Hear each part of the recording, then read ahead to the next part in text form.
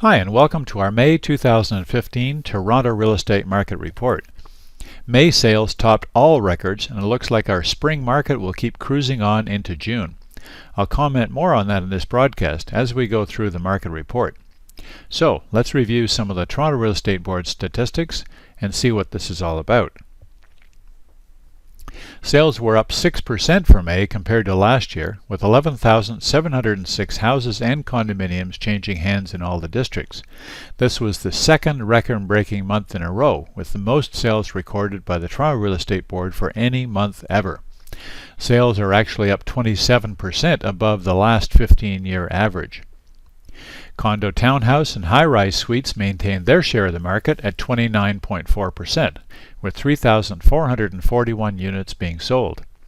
This was another record as the highest number of resale condos ever sold in a month.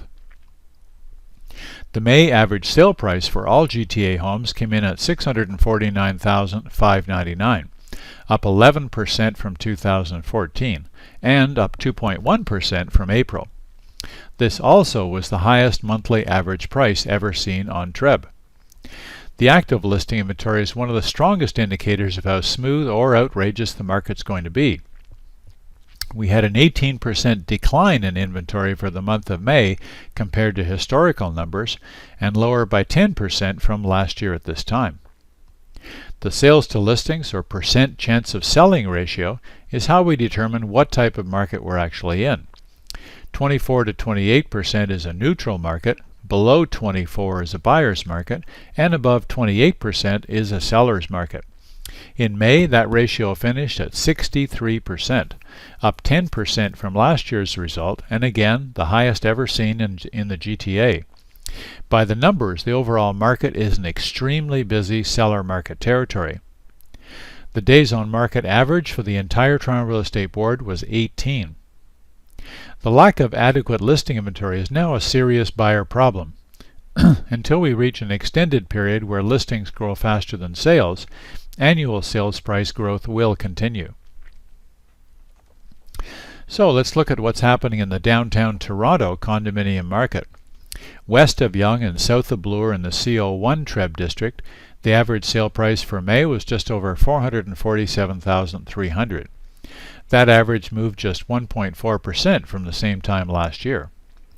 With 427 condo sales in the month, the numbers were up 8% compared to 2014. There were 1,519 active listings on the market in May, about the same as last year. The ratio of sales to listings dropped back slightly this month to 28.1%, which puts CO1 back into neutral market territory. The average days on market came in at 29, which was 2 days slower than in April. Now, east of Yonge and south of Bloor in the CO8 TREB district, the average sale price for May was just under $444,000. That number represented a modest 1.3% increase from 2014. And with 156 condo sales in the month, the numbers were 15% higher than last year. There were 413 active listings on the market in May, almost identical to 2014. The ratio of sales to listings declined to 37.8% in May, but that number leaves CO8 in moderate seller market territory. The average days on market came in at 25, the same as last month. Overall, the listing inventory in both districts was about the same as last year, while sales were up a healthy 8% and 15% respectively.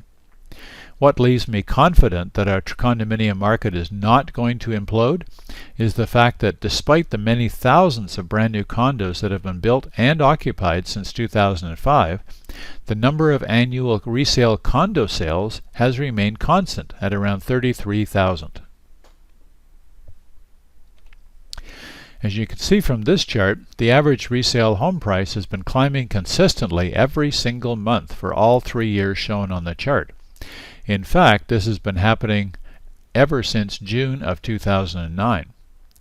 Across the entire GTA, the average price of a detached house in May came in at $829,792. Taking just the City of Toronto, that detached average sale price last month was just over $1,115,000.